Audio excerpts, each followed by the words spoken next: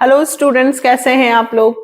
हम लोग admission of partner में 6 मार्क्स के क्वेश्चंस की प्रिपरेशन कर रहे हैं। इससे पहले वाले वीडियो में हमने मधु एंड विधि वाला क्वेश्चन किया था। एक और बहुत अच्छा क्वेश्चन है, 61 है मेरे न्यू एडिशन में। आप अपने पुरानी बुक के हिसाब से देखिएगा। इसमें 2 पार्टनर है, एक्स और वाई। बहुत अच्छा क्वेश्चन है ये भी। एक्स और वाई रेशियो दिया है बेटा 5:3। ठीक है, एक्स वाई है। बैलेंस शीट का टोटल दिया हुआ है 1,31,800। ये क्वेश्चन है। Creditor EPF employment provident fund दिया है इस बार, और डब्ल्यूसीआर भी दिया है, इसलिए ये क्वेश्चन बहुत इंपॉर्टेंट है। इस तरफ पी&एल दिया हुआ है, यानी कि लॉस है। इसके अलावा cash at bank, debtors, stock, fix assets, P&L. और आपको नीचे एडजस्टमेंट में बोला है they admit Z. New partner कौन आ रहा है बेटा? जेड। और जेड 1/8 के लिए आ रहा है, तो न्यू पार्टनर है जेड, और ये कितने के लिए आ रहा है? 1/8।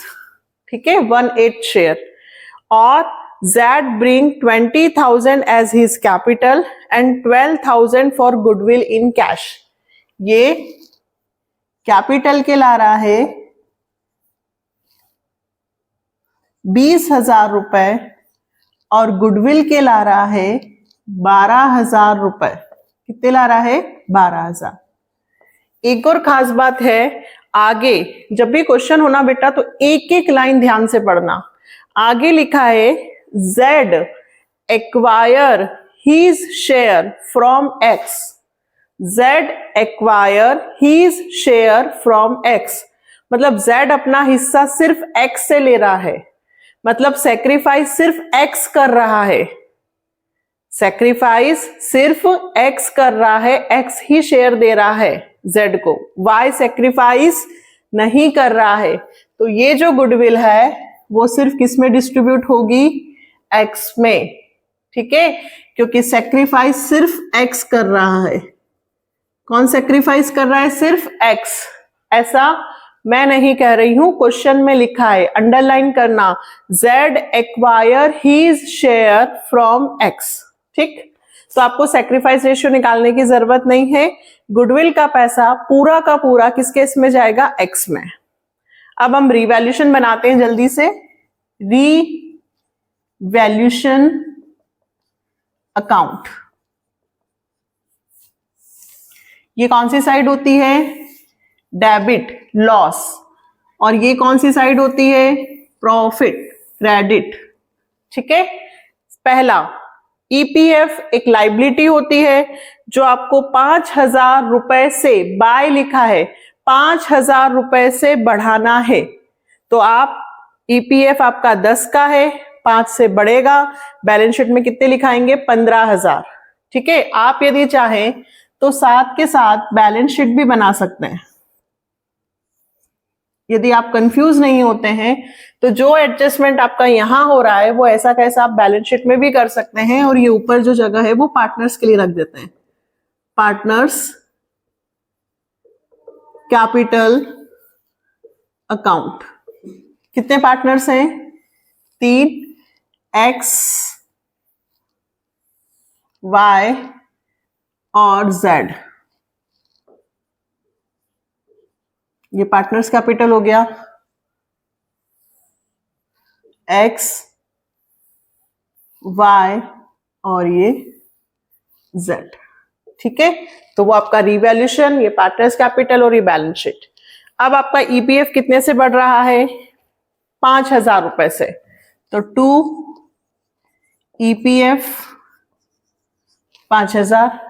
ठीक है, और आप चाहें तो बैलेंस शीट में भी साथ के साथ लिख दें, ईपीएफ 10,000 का था, 5,000 से और बढ़ गया तो हो गया 15,000। Next, all debtors are good.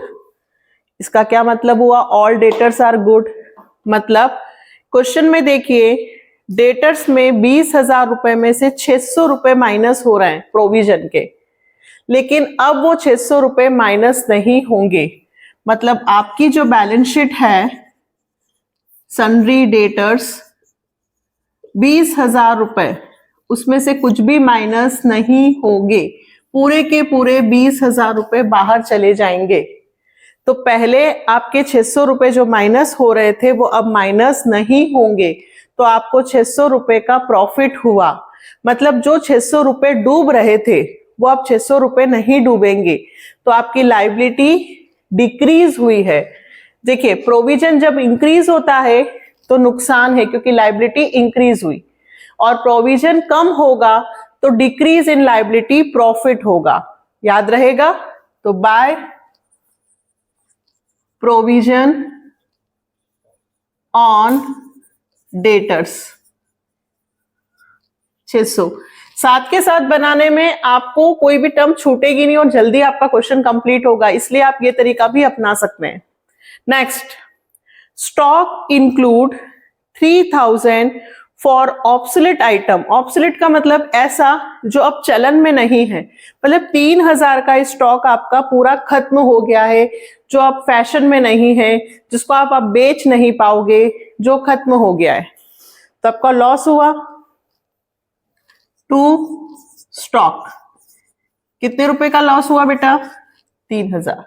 तो 3000 रुपए स्टॉक में से भी माइनस होंगे, 3000 का नुकसान हुआ है तो आपका स्टॉक दिया है 25,000, तो स्टॉक में से 25,000 में से 3000 रुपए माइनस हो गए तो 22,000 रुपए।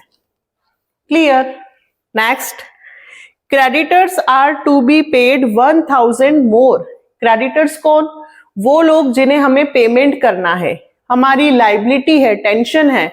हमारे पास क्रेडिटर्स 15,000 के हैं, अभी कितने के हैं? 15। हमें 1,000 और पेमेंट करना है, तो हमारे क्रेडिटर्स हो गए 16,000 के, तो 1,000 रुपए का नुकसान है, लाइबिलिटी बढ़ गई, तो टू क्रेडिटर्स।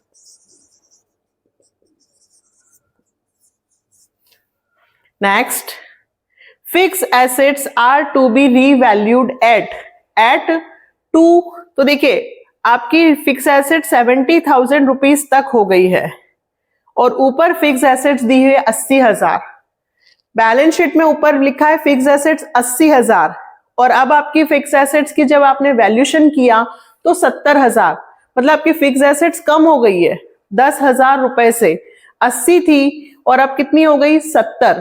तो 10,000 रुपए से फिक्स एसेट्स कम हो गई। ठीक है, तो आपके यहां फिक्स एसेट्स कितनी दी हुई है? 80, तो 10,000 से कम कर दीजिए, तो आपकी फिक्स एसेट्स हो गई 70। अब आप देखो, आपका एक साथ दो काम हुआ, रिवैल्यूएशन भी बन गया और बैलेंस शीट में इसके एडजस्टमेंट भी हो गए। ठीक है, अब हम बनाते हैं रिवैल्यूएशन में प्रॉफिट हुआ कि लॉस। इस बार डेबिट साइड ज्यादा है तो लॉस होगा 10, 15, 18, 19, 19 में से 600 गए तो कितना आएगा? 18,400 बाय रीवैल्यूएशन लॉस 18,400 ट्रांसफर किसमें ट्रांसफर होता है बेटा? Old partners, transfer to partners X and Y. 18,400 को 5/8 में डिस्ट्रीब्यूट करते, तो 18,400 को हम इंटू 5/8, तो 11,500 एक्स का आएगा और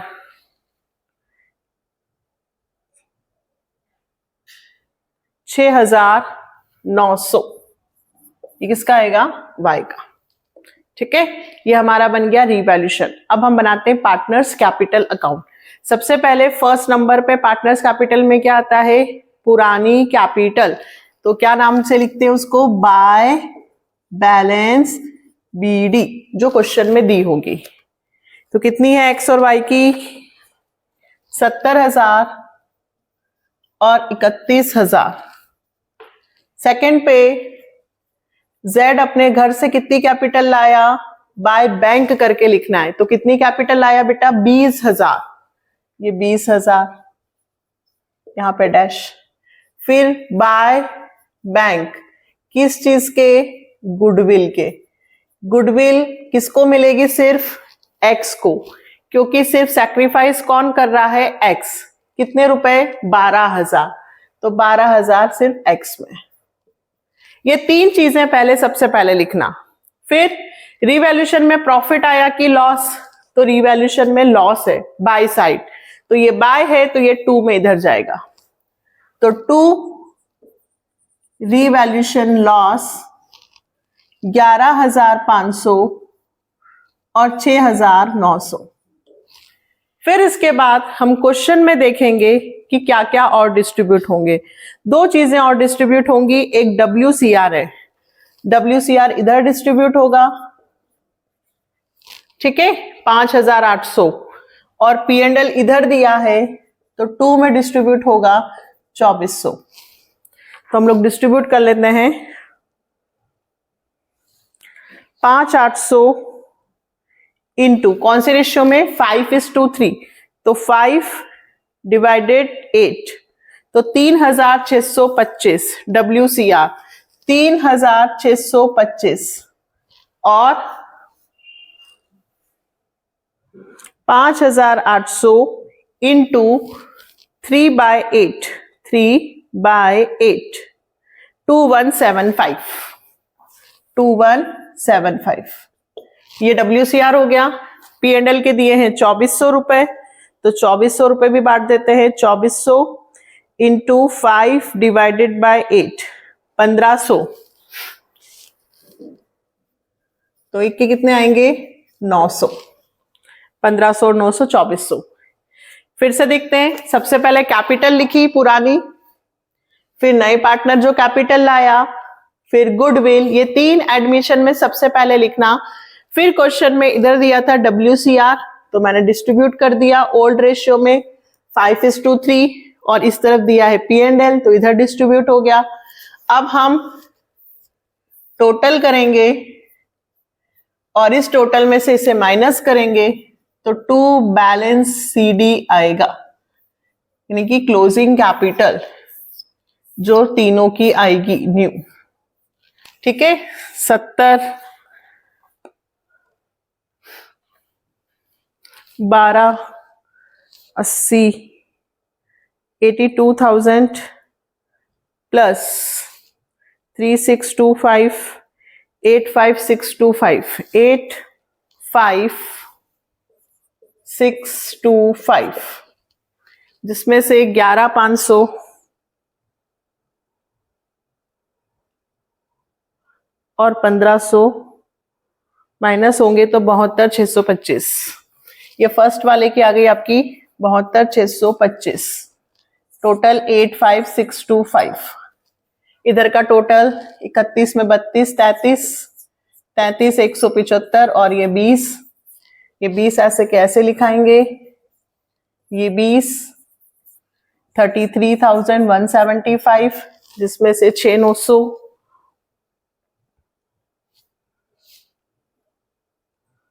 माइनस 6,900 माइनस 900 25,375। ये बेटा कैपिटल आ गई हमारी 25,375, ठीक है। अब बैलेंस शीट देखो, ऑलरेडी हमारी इतनी तो बनी हुई है। ये हमने कैसे बनाई थी? रिवैल्यूएशन के साथ, है ना।